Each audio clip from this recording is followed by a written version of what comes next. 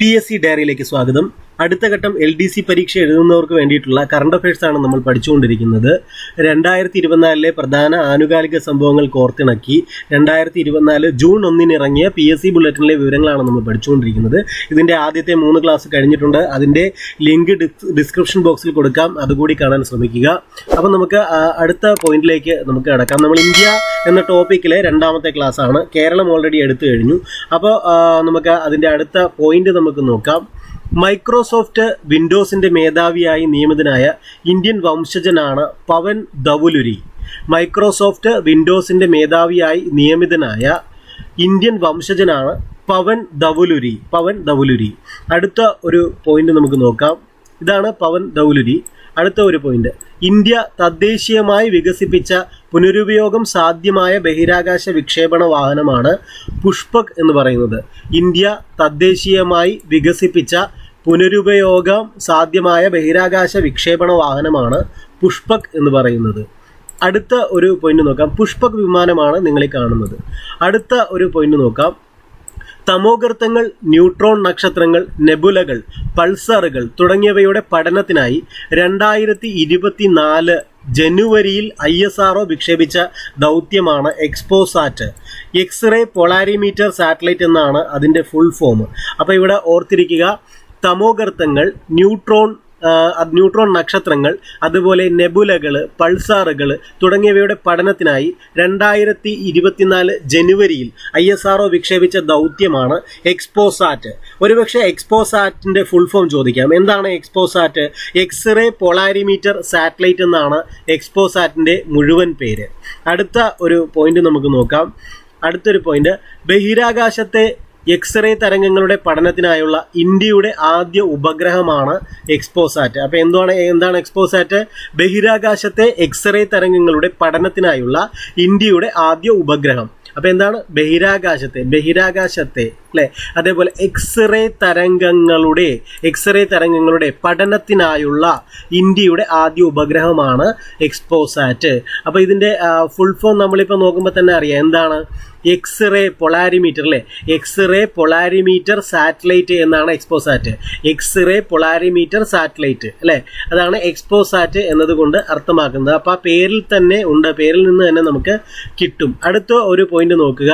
ISRO വിക്ഷേപിച്ച ചെലവ് കുറഞ്ഞ ബഹിരാകാശ പ്ലാറ്റ്ഫോം POEM 3 എന്നാണ് അറിയപ്പെടുന്നത്. ISRO വിക്ഷേപിച്ച ചെലവ് കുറഞ്ഞ ബഹിരാകാശ പ്ലാറ്റ്ഫോം POEM 3. POEM എന്ന് പറഞ്ഞാൽ PSLV ഓർബിറ്റൽ എക്സ്പെരിമെന്റ് മൊഡ്യൂൾ എന്നാണ് POEM എന്നതുകൊണ്ട് അർത്ഥമാക്കുന്നത്. അപ്പോൾ POEM എന്ന് പറഞ്ഞാൽ അത് PSLV ഓർബിറ്റൽ എക്സ്പെരിമെന്റ് മൊഡ്യൂൾ എന്നാണ്. അപ്പോൾ ഒന്നുകൂടി പറയാം, ISRO വിക്ഷേപിച്ച ചെലവ് കുറഞ്ഞ ബഹിരാകാശ പ്ലാറ്റ്ഫോമാണ് POEM 3. PSLV orbital experiment module എന്നാണ് മുഴുവൻ പേര്. അടുത്ത ഒരു പോയിന്റ് നോക്കാം. തുടർച്ചയായി 6 കേന്ദ്ര ബജറ്റുകൾ അവതരിപ്പിച്ച രണ്ടാമത്തെ ധനമന്ത്രി എന്ന റെക്കോർഡ് നേടിയത് നിർമ്മല സീതാരാമനാണ്. തുടർച്ചയായി 6 കേന്ദ്ര ബജറ്റുകൾ അവതരിപ്പിച്ച രണ്ടാമത്തെ ധനമന്ത്രി എന്ന റെക്കോർഡ് നേടിയത് ആരാണ്? നിർമ്മല സീതാരാമനാണ് അല്ലേ? ഈ അടുത്തിടെ ഒരു ബജറ്റ് കൂടെ അവതരിപ്പിച്ചപ്പോൾ നമ്മുടെ മൊറാർജി ദേശായിയുടെ ആ റെക്കോർഡ് തകർത്തു അല്ലേ? അങ്ങനെ തുടർച്ചയായി ഏറ്റവും കൂടുതൽ കേന്ദ്ര ബജറ്റുകൾ അവതരിപ്പിച്ച ധനമന്ത്രി എന്ന റെക്കോർഡ് കൂടി ഇപ്പോൾ നിർമ്മല സീതാരാമനുണ്ട് അല്ലേ? ഓക്കെ, അപ്പോൾ അടുത്ത ഒരു പോയിന്റ് നമുക്ക് നോക്കാം. ചെക്കോവ് ആൻഡ് ഹിസ് ബോയ്സ് എന്ന ചെറുകഥാ സമാഹാരത്തിന്റെ രചയിതാവായ ബംഗാൾ ഗവർണർ ആരാണ്? അത് CV ആനന്ദബോസ് ആണ്. എന്താണ് ആ കൃതിയുടെ പേര്? ചെക്കോവ് ആൻഡ് ഹിസ് ബോയ്സ് എന്ന ചെറുകഥാ സമാഹാരത്തിന്റെ രചയിതാവായ ബംഗാൾ ഗവർണറാണ് CV ആനന്ദബോസ്.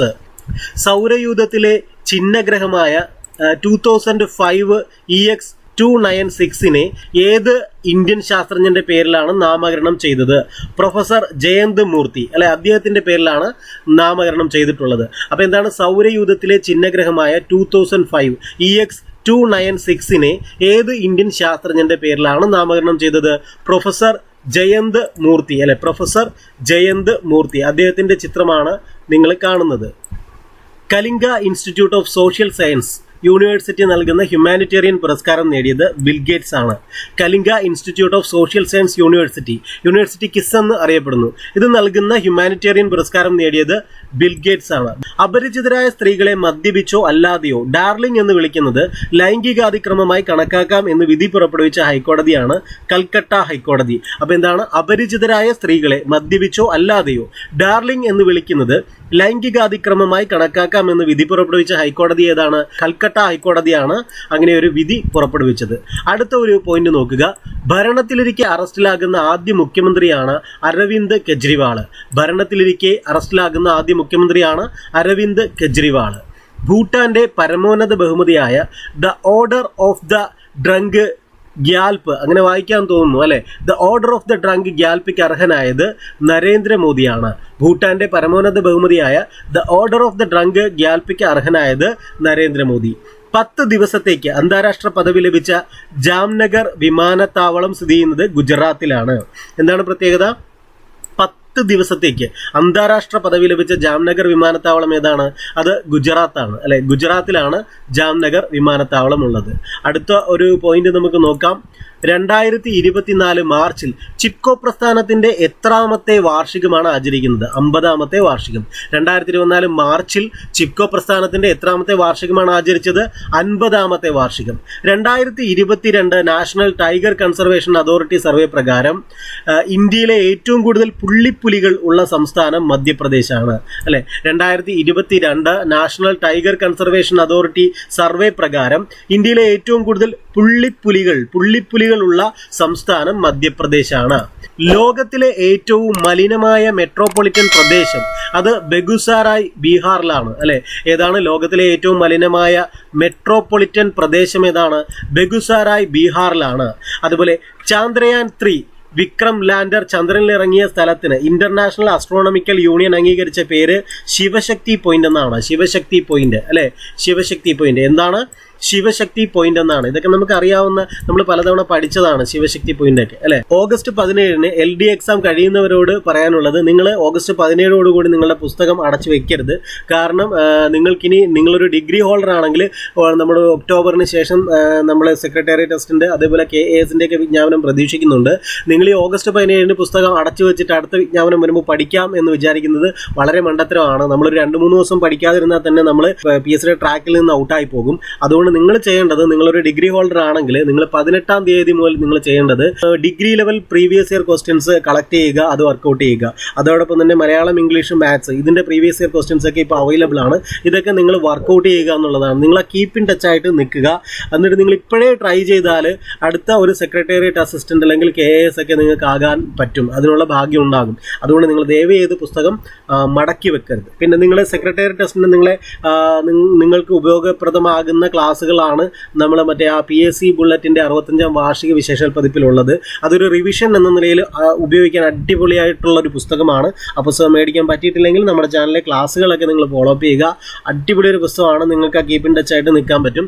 അപ്പോൾ നമുക്ക് അടുത്ത പോയിന്റ് നമുക്ക് നോക്കാം. 2024 വിക്ഷേപിക്കുന്ന ഇന്ത്യയിലെ ആദ്യ സ്വകാര്യ ലോഞ്ച് പാഡിൽ നിന്നുള്ള സ്വകാര്യ റോക്കറ്റാണ് അഗ്നിബാൺ. നിർമ്മിച്ചത് അഗ്നികുൽ കോസ്മോസ് ആണ്. അപ്പൊ എന്താണ്? 2024 വിക്ഷേപിക്കുന്ന ഇന്ത്യയിലെ ആദ്യ സ്വകാര്യ ലോഞ്ച് പാഡിൽ, ഇത് പ്രൈവറ്റ് ആണ് കേട്ടോ, സ്വകാര്യ ലോഞ്ച് പാഡിൽ നിന്നുള്ള സ്വകാര്യ റോക്കറ്റ് ആണ് അഗ്നിബാൺ. നിർമ്മിച്ചതാരാണ്? അഗ്നികുൽ കോസ്മോസ് ആണ്. അഗ്നികുൽ കോസ്മോസ് ആണ് ഇത് നിർമ്മിച്ചിട്ടുള്ളത്. അപ്പൊ അതിന്റെ പിക്ചറാണ് നിങ്ങൾ ഈ കാണുന്നത് അല്ലെ. അടുത്ത ഒരു പോയിന്റ് നോക്കുക. അഗ്നിബാൺ വിക്ഷേപിക്കുന്നതിനായി ശ്രീഹരിക്കോട്ടയിൽ അഗ്നികുൽ കോസ്മോസ് നിർമ്മിച്ച ചലിപ്പിക്കാവുന്ന വിക്ഷേപണത്തറയുടെ പേരാണ് ധനുഷ് എന്ന് പറയുന്നത്. എന്താണ്? അഗ്നിബാൺ വിക്ഷേപിക്കുന്നതിനായി ശ്രീഹരിക്കോട്ടയിൽ അഗ്നികുൽ കോസ്മോസ് നിർമ്മിച്ച ചലിപ്പിക്കാവുന്ന വിക്ഷേപണത്തറയുടെ പേരെന്താണ്? ധനുഷ് എന്നാണ്. ധനുഷ്. അടുത്ത ഒരു പോയിന്റ് നോക്കുക. 2024 മാർച്ചിൽ ഇന്ത്യ വിജയകരമായി പരീക്ഷിച്ച MIRV സാങ്കേതിക വിദ്യ ഉപയോഗിച്ചുള്ള മിസൈൽ ഏതാണ്? അത് അഗ്നി 5 ആണ്. എന്താണ്? ഒന്നുകൂടെ നോക്കുക. 2024 മാർച്ചിൽ ഇന്ത്യ വിജയകരമായി പരീക്ഷിച്ച MIRV സാങ്കേതിക വിദ്യ ഉപയോഗിച്ചുള്ള മിസൈലാണ് അഗ്നി 5 എന്ന് പറയുന്നത്. മിസൈൽ പരീക്ഷണത്തിന് നൽകിയ പേര് മിഷൻ ദിവ്യാസ്ത്ര എന്നാണ്. ഇത് ഓർത്തിരിക്കുക അല്ലെ. എന്താണ് മിഷൻ ദിവ്യാസ്ത്ര? അഗ്നി 5 മിസൈൽ പരീക്ഷണത്തിന് നൽകിയ പേരാണ് മിഷൻ ദിവ്യാസ്ത്ര അല്ലെ. അല്ലെങ്കിൽ 2024 മാർച്ചിൽ ഇന്ത്യ വിജയകരമായി പരീക്ഷിച്ച MIRV സാങ്കേതിക വിദ്യ ഉപയോഗിച്ചുള്ള മിസൈലാണ് അഗ്നി 5 അല്ലെ. മിഷൻ ദിവ്യാസ്ത്ര ഇതുമായിട്ട് ബന്ധപ്പെട്ട ആ പരീക്ഷണത്തിന് നൽകിയ പേരാണ്. അടുത്ത ഒരു പോയിന്റ് നമുക്ക് നോക്കുക. സ്കൂൾ വിദ്യാർത്ഥികൾക്കായി ISRO നടത്തുന്ന യങ് സയന്റിസ്റ്റ് പ്രോഗ്രാമാണ് യുവിക. അപ്പൊ എന്താണ് യുവിക? സ്കൂൾ വിദ്യാർത്ഥികൾക്കായി ISRO നടത്തുന്ന യങ് സയന്റിസ്റ്റ് പ്രോഗ്രാമാണ് യുവിക എന്നറിയപ്പെടുന്നത്, യുവിക. അടുത്ത ഒരു പോയിന്റ് നോക്കുക. ഇന്ത്യയിൽ ആദ്യമായി സെപ്റ്റിക് ടാങ്ക് ക്ലീനിങ് റോബോട്ടിനെ വികസിപ്പിച്ചത് IIT മദ്രാസ് ആണ്. നിങ്ങൾ ഈ IITകളെ കുറിച്ച് പഠിക്കുമ്പോൾ നിങ്ങൾ മറ്റുള്ളതൊന്നും പഠിക്കാൻ പറ്റില്ലെങ്കിലും നിങ്ങളൊരു പരീക്ഷയ്ക്ക് മുമ്പ് കൃത്യമായിട്ട് നോക്കേണ്ട ഒരു IIT ആണ് മദ്രാസ് IIT. വളരെ ഡെവലപ്മെന്റ്സ് ആണ് അവർ കൊണ്ടുവരുന്നത്. അതുകൊണ്ട് നിങ്ങൾ പരീക്ഷയ്ക്ക് മുമ്പ് IIT മദ്രാസിനെ കുറിച്ചൊന്ന് നോട്ട് ചെയ്തിട്ട് ഒന്ന് പോവുക. IIT മദ്രാസ്. ഇന്ത്യയിൽ ആദ്യമായി സെപ്റ്റിക് ടാങ്ക് ക്ലീനിങ് റോബോട്ടിനെ വികസിപ്പിച്ചത് IIT മദ്രാസ് ആണ്. ഈ പൗരത്വ നിയമ ഭേദഗതി പ്രകാരം ഇന്ത്യൻ പൗരത്വത്തിന് അപേക്ഷിക്കുന്നവർക്കായി ആഭ്യന്തര മന്ത്രാലയത്തിന്റെ ഹെൽപ്പ് ലൈൻ നമ്പറാണ് 1032. നമ്മൾ ഈ കഴിഞ്ഞിടെ കണ്ടിട്ടുള്ള ഒരു ട്രെൻഡാണ് PSC പരീക്ഷയിൽ ഹെൽപ്പ് ലൈൻ നമ്പർ ചോദിക്കുന്ന ഒരു പരിപാടി അല്ലേ. അപ്പോൾ ഈ ഹെൽപ്പ് ലൈൻ നമ്പറൊക്കെ ഓർത്ത് വയ്ക്കുക, എവിടെയെങ്കിലും നോട്ട് ചെയ്തെടുക്കുക. 1032 എന്തിന്റെ ഹെൽപ്പ് ലൈൻ നമ്പറാണ്? പൗരത്വ നിയമ ഭേദഗതി പ്രകാരം ഇന്ത്യൻ പൗരത്വത്തിന് അപേക്ഷിക്കുന്നവർക്കായി ആഭ്യന്തര മന്ത്രാലയത്തിന്റെ ഹെൽപ്പ് ലൈൻ നമ്പറാണ് 1032 എന്ന് പറയുന്നത്. അടുത്ത ഒരു പോയിന്റ് നമുക്ക് നോക്കാം. ഇന്ത്യൻ നാവികസേനയ്ക്ക് നിർമ്മിച്ച പുതിയ ആസ്ഥാന മന്ദിരം നൗസേന ഭവൻ സ്ഥിതി ചെയ്യുന്നത് ഡൽഹിയിലാണ്. എന്താണ്? ഇന്ത്യൻ നാവികസേനയ്ക്ക് നിർമ്മിച്ച പുതിയ ആസ്ഥാന മന്ദിരമാണ് നൗസേന ഭവൻ. ഇത് സ്ഥിതി ചെയ്യുന്നത് ഡൽഹിയിലാണ്. അടുത്ത ഒരു പോയിന്റ് നമുക്ക് നോക്കാം. ലോകത്തിലെ ഏറ്റവും നീളം കൂടിയ ഇരട്ടവരി തുരങ്കപാത സേല ടണൽ. ഇത് അരുണാചൽ പ്രദേശിലെ തവാങ്ങിനെയും അസമിലെ തേസ്പൂരിനെയും തമ്മിൽ ബന്ധിപ്പിക്കുന്നതാണ് അല്ലെ. അപ്പൊ ലോകത്തിലെ ഏറ്റവും നീളം കൂടിയ ഇരട്ടവരി തുരങ്കപാത ഏതാണ്? ലോകത്തിലെ തന്നെ ഏറ്റവും നീളം കൂടിയ ഇരട്ടവരി തുരങ്കപാതയാണ് സേല ടണല്. അരുണാചൽ പ്രദേശിലെ തവാങ്ങിനെയും അസമിലെ തേസ്പൂരിനെയും തമ്മിൽ ബന്ധിപ്പിക്കുന്നു. അടുത്തത് 2024 മാർച്ചിൽ നിലവിൽ വന്ന അരുണാചൽ പ്രദേശിലെ 27ാമത്തെ ജില്ല. ഈ ജില്ലകളൊക്കെ ഇങ്ങനെ ചോദിക്കാറുണ്ട് കേട്ടോ, എത്രാമത്തെ ജില്ല. അത് ഞാൻ ചോദിച്ച് കണ്ടിട്ടുണ്ട് ഈ അടുത്തിടെയായിട്ട്, അതുകൊണ്ട് അത് നോട്ട് ചെയ്യണം. 2024 മാർച്ചിൽ നിലവിൽ വന്ന അരുണാചൽ പ്രദേശിലെ 27ാമത്തെ ജില്ലയാണ് ബിച്ചോം എന്ന് പറയുന്നത്. ഇത് കറണ്ട് അഫയേഴ്സിൽ, സംസ്ഥാനങ്ങളുമായി ബന്ധപ്പെട്ട കറണ്ട് അഫയേഴ്സിലാണ് ഇത് ഇങ്ങനെ ചോദിച്ചു കണ്ടിട്ടുള്ളത് കേട്ടോ. ഇതിപ്പോൾ അരുണാചൽ പ്രദേശിലെ ഒരു പുതിയ വിവരമാണല്ലോ ഇതെന്ന് പറയുന്നത്. അപ്പോൾ അതുകൊണ്ട് ബിച്ചോം ജില്ല. എന്താണ് ബിച്ചോം ജില്ലയുടെ പ്രാധാന്യം? അത് 2024 മാർച്ചിൽ നിലവിൽ വന്ന അരുണാചൽ പ്രദേശിലെ 27ാമത്തെ ജില്ലയാണ് ബിച്ചോം ജില്ല എന്നറിയപ്പെടുന്നത് അല്ലെ. ബിച്ചോം ജില്ല. നമ്മൾ അടുത്ത ഒരു പോയിന്റ് നമുക്ക് നോക്കാം. ഇന്ത്യയിലെ ആദ്യ 8 വരി എലിവേറ്റഡ് ഹൈവേ അത് ദ്വാരക എക്സ്പ്രസ് വേ ആണ്. ഇത് ഡൽഹിയെയും ഗുരുഗ്രാമിനെയും തമ്മിൽ ബന്ധിപ്പിക്കുന്നതാണ് ഈ ദ്വാരക എക്സ്പ്രസ് വേ എന്ന് പറയുന്നത്. എന്താണ് ഇതിന്റെ പ്രത്യേകത? ഇന്ത്യയിലെ ആദ്യ 8 വരി എലിവേറ്റഡ് ഹൈവേ ആണ്. ഇന്ത്യയിലെ ആദ്യ 8 വരി എലിവേറ്റഡ് ഹൈവേ ആണ് ദ്വാരക എക്സ്പ്രസ് വേ. ഡൽഹിയെയും ഗുരുഗ്രാമിനെയും തമ്മിൽ ബന്ധിപ്പിക്കുന്നു. ദേശീയ പട്ടികജാതി കമ്മീഷൻ ചെയർമാൻ ആരാണ്? അത് കിഷോർ മക്വാനയാണ്. ദേശീയ പട്ടികജാതി കമ്മീഷൻ ചെയർമാൻ കിഷോർ മക്വാനയാണ്. പൊക്രാനിൽ നടന്ന ഇന്ത്യൻ കര വ്യോമ നാവികസേന സംയുക്ത സൈനിക അഭ്യാസത്തിന്റെ പേരെന്താണ്? ഭാരത് ശക്തി എന്നാണ് അതിന്റെ പേര് അല്ലെ. എന്താണ്? ഈ പൊക്രാനിൽ നടന്ന ഇന്ത്യൻ കര വ്യോമ നാവികസേന സംയുക്ത സൈനികാഭ്യാസത്തിന്റെ പേര് ഭാരത് ശക്തി എന്നാണ്. അടുത്തൊരു പോയിന്റ് നോക്കുക. രാജ്യത്തെ ആദ്യ സ്കിൽ ഇന്ത്യ സെന്റർ നിലവിൽ വന്നത് സാമ്പൽപൂർ, അത് ഒഡീഷയിലാണ്. രാജ്യത്തെ ആദ്യ സ്കിൽ ഇന്ത്യ സെന്റർ നിലവിൽ വന്നത് എവിടെയാണ്? സാമ്പൽപൂർ, അത് ഒഡീഷയിലാണ്. 2024 റിപ്പബ്ലിക് ദിനത്തിന്റെ മുഖ്യാതിഥി ആരായിരുന്നു? ഇമ്മാനുവൽ മാക്രോൺ ആണ്. ഫ്രഞ്ച് പ്രസിഡന്റ് ആണ് അദ്ദേഹം അല്ലെ. 2024 റിപ്പബ്ലിക് ദിനത്തിന്റെ മുഖ്യാതിഥി ആരായിരുന്നു? Emmanuel Macron. എന്താണ്? അദ്ദേഹം ഫ്രഞ്ച് പ്രസിഡന്റ് ആണ് അല്ലെ. ഇപ്പൊ പാരീസ് ഒളിമ്പിക്സ് നടക്കുകയല്ലേ ഫ്രാൻസിൽ, അപ്പോൾ ഒരു കാലിക പ്രസക്തി വന്നിട്ടുണ്ട് അല്ലെ ഇമ്മാനുവൽ മാക്രോൺ. അടുത്ത ഒരു പോയിന്റ് നോക്കുക. മിനിക്കോയിൽ ഇന്ത്യ സ്ഥാപിച്ച നാവിക താവളമായ INS ജഡായു കമ്മീഷൻ ചെയ്ത നാവികസേന മേധാവിയാണ് അഡ്മിറൽ R ഹരികുമാർ. എന്താണ്? മിനിക്കോയിൽ അല്ലെ. എവിടെയാണ്? മിനിക്കോയിൽ ഇന്ത്യ സ്ഥാപിച്ച നാവിക താവളമായ INS ജഡായു കമ്മീഷൻ ചെയ്ത നാവികസേന മേധാവി ആരാണ്? അഡ്മിറൽ R ഹരികുമാർ ആണ്. ഇന്ത്യയിൽ ആദ്യമായി നറുക്കെടുപ്പിലൂടെ രാജ്യസഭാ തിരഞ്ഞെടുപ്പ് നടത്തിയ സംസ്ഥാനം ഹിമാചൽ പ്രദേശാണ്. എന്താണ്? ഇന്ത്യയിൽ ആദ്യമായി നറുക്കെടുപ്പിലൂടെ രാജ്യസഭാ തിരഞ്ഞെടുപ്പ്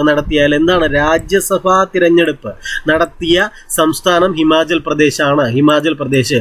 അപ്പോൾ ഇതൊക്കെ ഒരു പുതുമയുള്ള പോയിന്റ് ആണ് അല്ലെ. അതൊക്കെ നോട്ട് ചെയ്ത് വെക്കുക. അടുത്ത ഒരു പോയിന്റ് നോക്കുക. ഫോൺ വിളികളും സന്ദേശങ്ങളും മറ്റ് സൈബർ തട്ടിപ്പുകളും തടയാനായി കേന്ദ്ര ടെലികോം മന്ത്രാലയം ആരംഭിച്ച പ്ലാറ്റ്ഫോമാണ് ചക്ഷു പോർട്ടൽ. ഫോൺ വിളികളും സന്ദേശങ്ങളും മറ്റ് സൈബർ തട്ടിപ്പുകളും തടയാനായി കേന്ദ്ര ടെലികോം മന്ത്രാലയം ആരംഭിച്ച പ്ലാറ്റ്ഫോം ഏതാണ്? ചക്ഷു പോർട്ടൽ. ഇളയരാജയുടെ ജീവിതകഥ പറയുന്ന ദ കിങ് ഓഫ് മ്യൂസിക് എന്ന ചിത്രത്തിൽ നായകനാകുന്ന നടൻ ധനുഷാണ് അല്ലെ. അപ്പൊ ഇളയരാജയുടെ ജീവിതകഥ പറയുന്ന ദ കിങ് ഓഫ് മ്യൂസിക് എന്ന ചിത്രത്തിൽ നായകനാകുന്ന നടൻ എന്ന് പറയുന്നത് ധനുഷാണ്, ധനുഷ് അല്ലെ. അടുത്ത ഒരു പോയിന്റ് നമുക്ക് നോക്കാം. 2023 ജ്ഞാനപീഠ പുരസ്കാരത്തിന് അർഹരായവർ 1 ഗുൽസാറാണ്, ഇദ്ദേഹം ഉറുദു കവിയാണ്. 2 രാം ഭദ്രാചാര്യാണ്, സംസ്കൃത പണ്ഡിതനാണ്. ഇതൊക്കെ അറിഞ്ഞിരിക്കണം. ഉറുദു കവിയാണോ സംസ്കൃത പണ്ഡിതനാണോ ഇതൊക്കെ കൂടി അറിഞ്ഞിരിക്കേണ്ട ഒരു അവസ്ഥയാണ് ഇന്ന് നമ്മൾ പരീക്ഷ എഴുതുമ്പോൾ ഉള്ളത് അല്ലേ. അപ്പൊ നോക്കുക, 2023 ജ്ഞാനപീഠ പുരസ്കാരത്തിന് അർഹരായവർ ആരൊക്കെയാണ്? 2 പേരാണ്, ഗുൽസാറും രാമഭദ്രാചാര്യയും അല്ലെ. അപ്പൊ ഗുൽസാറിന്റെ പ്രത്യേകത എന്താണ്? ഗുൽസാർ ഉറുദു കവിയാണ്. രാംഭദ്രാചാര്യയോ അദ്ദേഹം സംസ്കൃത പണ്ഡിതൻ കൂടിയാണ്. ലോക്പാൽ അധ്യക്ഷൻ ജസ്റ്റിസ് AM ഖാൻവിൽക്കർ ആണ്. ലോക്പാൽ അധ്യക്ഷൻ ജസ്റ്റിസ് AM ഖാൻവിൽക്കർ ആണ്. 4 സ്റ്റാർസ് ഓഫ് ഡെസ്റ്റിനി എന്ന പുസ്തകം എഴുതിയ മുൻ കരസേനാ മേധാവിയാണ് MM Naravane. 4 stars of destiny എന്ന പുസ്തകം എഴുതിയ മുൻ കരസേനാ മേധാവി ആരാണ്? MM നരവനെയാണ്. തമിഴ് നടൻ വിജയ് രൂപീകരിച്ച രാഷ്ട്രീയ പാർട്ടിയാണ് തമിഴക വെട്രി കഴകം. തമിഴക വെട്രി കഴകം.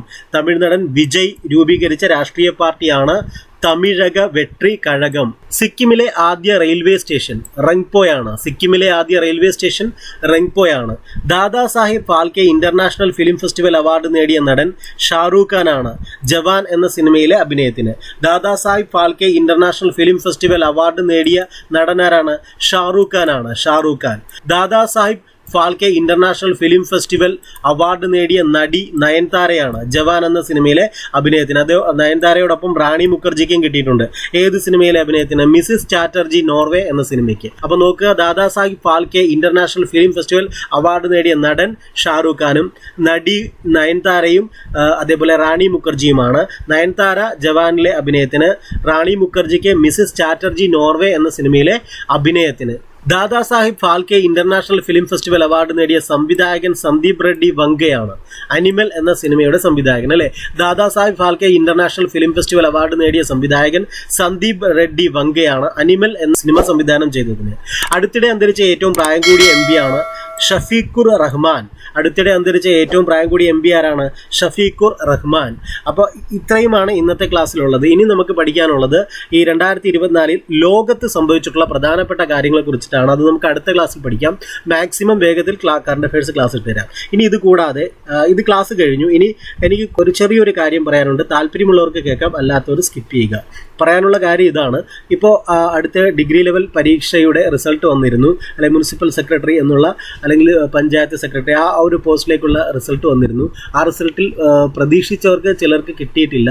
അവർ നിരാശരായിട്ടിരിക്കുകയാണെന്നറിയാം. നിങ്ങൾ നിരാശപ്പെടേണ്ട ഒരു കാര്യവുമില്ല. നിങ്ങൾ അത് കഴിഞ്ഞു, പാസ്റ്റ് ഈസ് പാസ്റ്റ്. അത് നമുക്കൊന്നും ചെയ്യാൻ പറ്റത്തില്ല, അതിൻ്റെ കഴിഞ്ഞു. അതോർത്തിട്ട് നിങ്ങൾ പഠിത്തം നിർത്തുകയോ നിരാശപ്പെട്ടിരിക്കുകയോ ചെയ്യരുത്. കാരണം ഒരുപക്ഷെ നിങ്ങൾ ഒരു ഈശ്വര വിശ്വാസിയാണെങ്കിൽ ദൈവം അതിനേക്കാൾ നല്ലൊരു ഓഫർ നിങ്ങൾക്ക് വെച്ചിട്ടുണ്ടാവും. ഉദാഹരണത്തിന് ചിലപ്പോൾ KAS ആവാം, അല്ലെങ്കിൽ സെക്രട്ടേറിയറ്റ് അസിസ്റ്റന്റ് ആവാം. അതുകൊണ്ട് നിങ്ങൾ ഒരിക്കലും നിരാശപ്പെടരുത്. നമ്മൾ ഫൈറ്റ് ചെയ്യുക, പ്രതിസന്ധിയോട് പടപൊരുതി തന്നെ നിൽക്കുക. ജീവിതത്തിൽ വിജയിച്ചിട്ടുള്ളവർ തോറ്റവരൊക്കെ തന്നെയാണ് പിന്നീട് വിജയിച്ചിട്ടുള്ളത്. അതുകൊണ്ട് തോൽവിയെ ഒരു വിജയത്തിൻ്റെ ചവിട്ടുപടിയായിട്ട് കണ്ട് നിങ്ങൾ പൂർവാധികം ശക്തമായിട്ട് ഡിഗ്രി ലെവൽ പരീക്ഷകളുടെ ക്വസ്റ്റ്യൻസൊക്കെ സംഘടിപ്പിച്ച് വർക്കൗട്ട് ചെയ്ത് നിങ്ങൾ മുന്നോട്ട് പോവുക. ഒരു പ്രതിസന്ധിക്കും നിങ്ങളെ തടുക്കാൻ അല്ലെങ്കിൽ നിങ്ങളെ പരാജയപ്പെടുത്താൻ കഴിയില്ല. നിങ്ങൾ പരാജയപ്പെടണമെങ്കിൽ നിങ്ങൾ വിചാരിക്കണം. അതുകൊണ്ട് ആ ഒരു മൈൻഡ് സെറ്റിൽ നിങ്ങൾ മുന്നോട്ട് പോവുക. ഒരു കാരണവശാലും നിങ്ങൾ തളരരുത്, PSCയുടെ ട്രാക്കിൽ നിന്ന് പോകരുത്. ദിവസവും എന്തെങ്കിലുമൊക്കെ എടുത്ത് വെച്ച് 1 മണിക്കൂർ പഠിച്ച് മുന്നോട്ട് പോവുക. ഒരിക്കലും നിങ്ങൾ നിരാശപ്പെടേണ്ട. അന്തിമ വിജയം നിങ്ങൾക്ക് തന്നെയാണ്. നിങ്ങൾ സ്ഥിരമായിട്ട് ഈ ടച്ച് വിടാതെ പഠിച്ചുകൊണ്ടിരിക്കുക. അപ്പോൾ എന്നെ കേട്ടതിന് നന്ദി. All the best. വിജയാശംസകൾ. Thank U.